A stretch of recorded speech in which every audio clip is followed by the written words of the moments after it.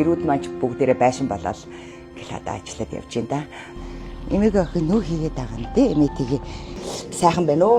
Хүний хэрэглэдгийг хэрэглээд машинд хэрэгтэй, байшин савтай, ажлын байртай бэлэн.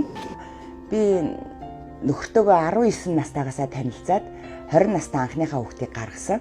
Одоо 4 хүүхэдтэй 4 зээтэй олчаад амьдарч байна. Гий царлгаж илаа. Тэгээд 7 түүгээ 7-ноор барай хийгээд хүүхдээ авч явал жимсээ түүчин гэртээ ирээд гэртээ хүүхдээ харангаа хоолундыг хийж өгөнгөө 7-ноор барай хийгээд шүүсээ хийгээд тэгээд зарах гад явахдаа л хүүхдээ орхиж гэртээ явна.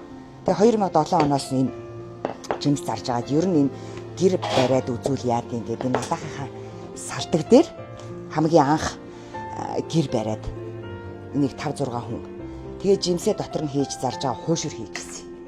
Тэгээ хуушур хийгээл одоо хүртэр ингээд 17-8 жил замын гэр ганц ажиллаад байж байгаа. Хуушурхайн гэрийг зундаа ажиллуулад өвөлдөө уурхаа дээр хоол хийгээд налайхан уурхаа гэж байдаг байсан ам. Тэр дээр өвөл нэг 10 сараас ахгуулаад хавар 3 сар хүртэл ажилладаг. Тэгэл 3 сар хүртэл ажиллаа. 3 сараас нэг 2 сарынхаа хугацаанд бас зүгээр суухгүй нөгөө урагшаага 8-нд явдаг.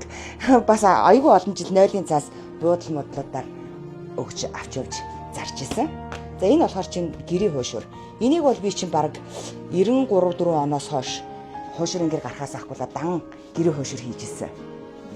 Эмээг охин нөө хийгээд байгаа юм дээ. Эмээтэйгээ миний амьдралын одоо хамгийн хүнд үе бол өдрөөр нь болохоор чи хүүхдээ арчаад шөнөөр нь болохоор чи айлуудын нөгөө хуваараа мал гаргадаг айлууд байдаг гэсэн гиз сарилгуулдаг байсан бас одоо 40-50% гаргалаа 40-50% гиз сарилгахад 4-5 цаг дуусдаг жишээ нь айлуудаас ингээл шуудагаар нь хуц аваад сабан боктой аваад усных нь мөнгийг аваад тэгэл угааж өгөөл одоо нэг шуудаа авчих 2000 төгрөгөөр батдаг гэсэн би одоо сабан бок ч гэсэн ингээл олдохгүй бас нэг ажиллаагүй байгаа болохоор чи болохоор тэгэл гэр орноо цэвэрхэн байлгахын тулд удамжинд ингээд яасан хаягдсан байсан ингээл барааны савн маамгийн үлдэгдлүүдийг аваад гэртээ хайлуулад нэг цуц олгоод гэрээ цэвэрлдэг гэр орноо цэвэрхэн ер нь хүн хөдөлмөрлж байх юм бол ямар ч байдлаар гэр орноо цэвэрхэн байлгаж болно ямар ч байдлаар ер нь хүн болвол хоолтой унттай те бүх юмтайгаа байж болдог байхгүй.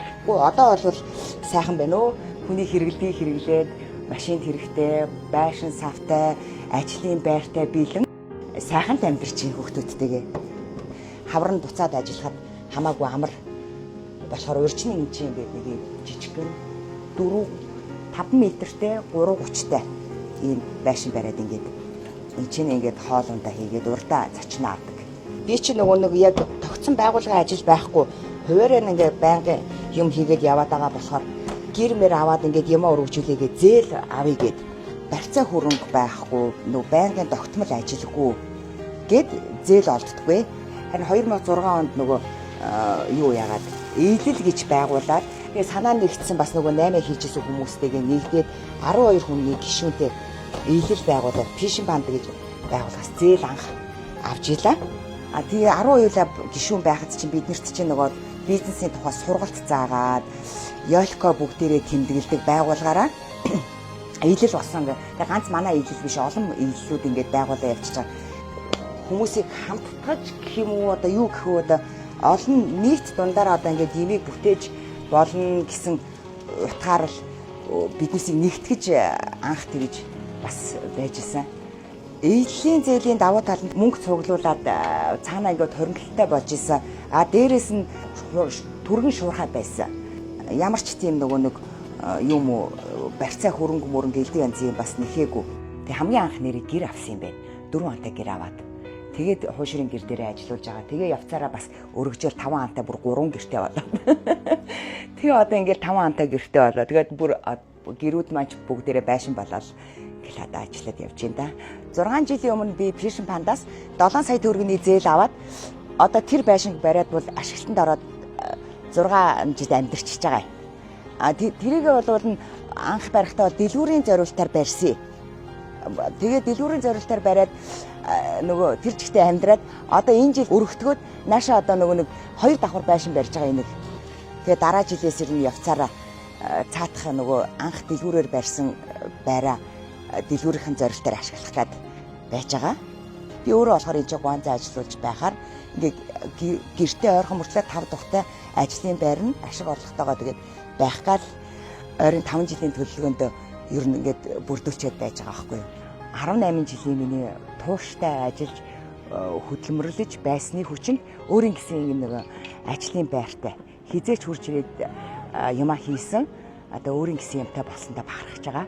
Өөрийнхөө хийж чадах боломжтой бүх ажлаа хийж яваад 2 охиноо цэцэрлэгээс нь авахгүйгээ сургуульд оруулаад ихтэй сургуульд оруулаад мэдлэгтэй мэрэгжилтэй болгож төгсгсөн.